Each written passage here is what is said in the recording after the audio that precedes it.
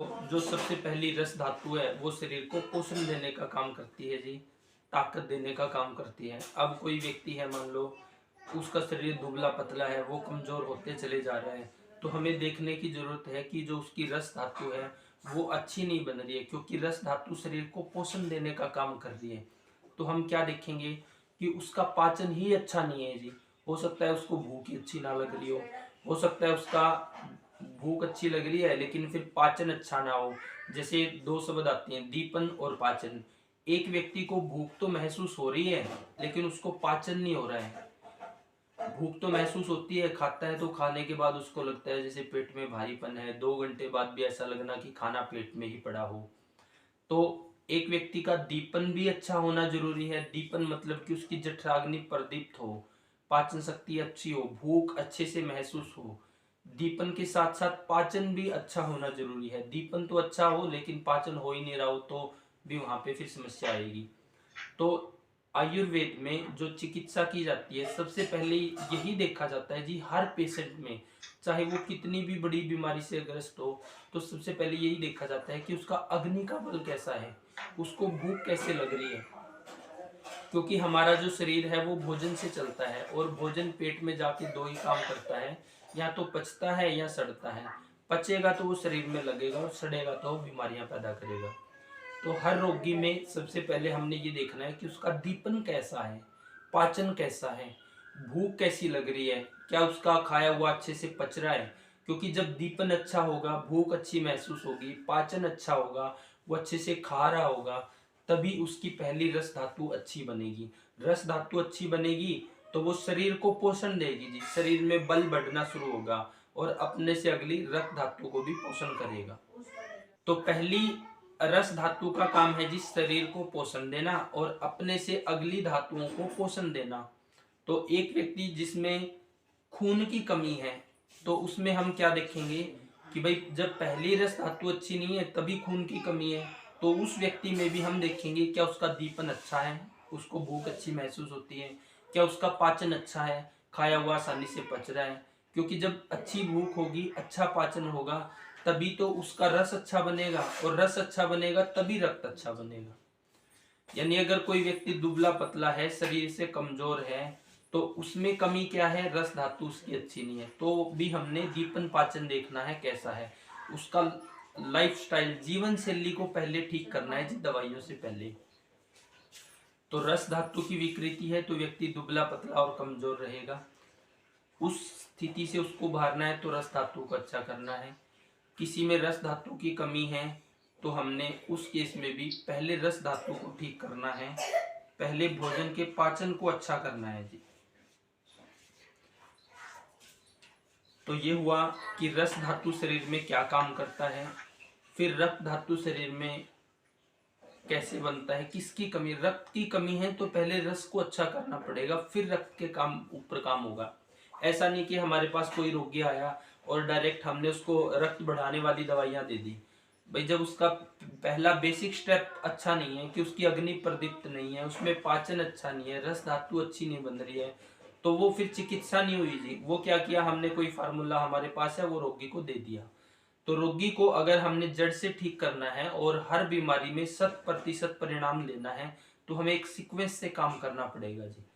कि पहले दीपन देखो कैसा है हर रोगी में, फिर पाचन देखो कैसा है, फिर उसकी रस धातु कैसी बन रही है। अब रस धातु, ये सभी धातुओं के काम क्यों पढ़े हैं हमने, क्योंकि यही चीजें तो हम मैच करेंगे फिर रोगियों के साथ, कि उसका दीपन कैसा है, भूख कैसी लग रही है, पाचन कैसा है, फिर रस धातु अच्छी बन रही है, तो ही फिर आगे वो शरीर को पोषण देगा, तो ही वो रक्त को पोषण देगा।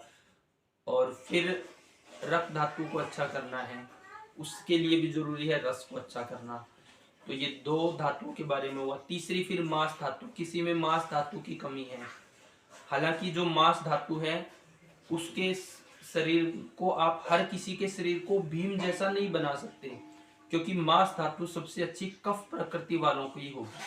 अब हम कल की कक्षा में ये पढ़ेंगे जी कि शारीरिक स्ट्रक्चर के हिसाब से हम व्यक्ति को चलते हुए, बैठे हुए कैसे पहचानने कि ये वात का है, कि पित्त का है, कि कफ का है। प्रकृति पढ़ेंगे हम कि उसके बाल कैसे है, उसके बोलने का स्टाइल कैसा है, चलने का बैठने का स्टाइल कैसा है। इससे भी हम ये पहचान सकते हैं कि शरीर वात प्रकृति का है या पित्त का है, कफ का है। तो जो मांस धातु है वो कफ वाले में प्राकृतिक रूप से अच्छी होती है जी। पित्त में मध्यम होती है और वात में मांस धातु की कमी होती है, इसलिए वात का जो शरीर है, वात प्रकृति का शरीर है, वो पतला दुबला होता है। तो मांस धातु अच्छी हो इसके लिए भी पहले रस धातु का अच्छा होना जरूरी है, फिर रक्त का अच्छा होना जरूरी है, फिर मांस धातु अच्छी होगी। यानी कि जिस व्यक्ति का दीपन अच्छा होगा, जिस व्यक्ति का पाचन अच्छा होगा, जिस व्यक्ति की रस धातु अच्छी बन रही होगी, जिस व्यक्ति की रक्त धातु अच्छी बन रही होगी, तो उसी की मांस धातु भी अच्छी होगी।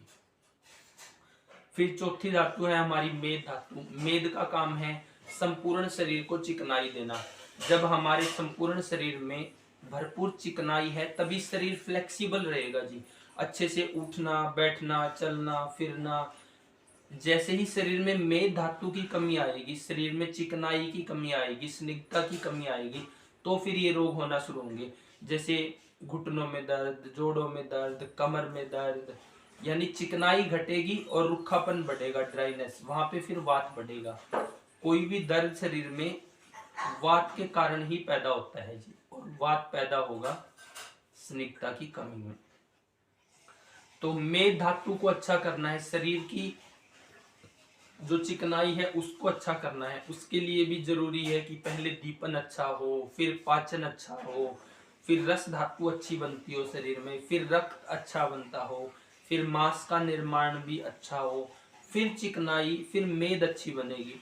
और मेद अच्छी बनाने के लिए जी दीपन पाचन अच्छा हो और उसको शुद्ध चिकनाई खिलानी है जी। दीपन पाचन अच्छा करके, जैसे गाय का दूध पीने के लिए देना है, गाय का घी खाने के लिए देना है, क्योंकि जो गाय का दूध है और गाय का घी है इसमें ओज के गुण होते हैं जी। जैसे अभी हमने 7 धातुओं के बारे में पढ़ा, रस, रक्त, मांस, मेद, अस्थि, मज्जा, शुक्र। और जब ये सातों धातुएं परिपूर्ण हो जाती है, अच्छी हो जाती हैं, तो फिर इसके बाद बनता है जी ओज। ओज मतलब जो हमारे चेहरे का ओरा है जी, जो हमारे शरीर में साहस पैदा करता है, निडरता पैदा करता है, हमारे अंदर वीरता के भाव पैदा करता है। ओज को शरीर में जीवनीय शक्ति बताया गया है जी। तो जो गाय का दूध है और गाय का घी है, ये दोनों ही शरीर में शुक्र धातु के बाद जो ओज है उसको भी अच्छा करता है, जीवनीय शक्ति देने वाला बोला गया है। कि रस धातु शरीर में बल देने का काम करती है, पोषण देने का काम करती है। रस कब अच्छा होगा? जब भोजन का पाचन अच्छा होगा। रक्त कब अच्छा होगा? जब रस धातु अच्छी होगी। रक्त को अच्छा करने के लिए पहले रस धातु को अच्छा करना है, पहले पाचन को अच्छा करना है। मांस धातु को अच्छा करने के लिए भी पहले रस धातु को अच्छा करना है, फिर रक्त को, फिर मांस धातु अच्छी होगी। ऐसा नहीं डायरेक्ट कि किसी व्यक्ति को हम दवाई देके खून बढ़ा देंगे, तो वो बढ़ सकता है लेकिन वो चिकित्सा नहीं है जी।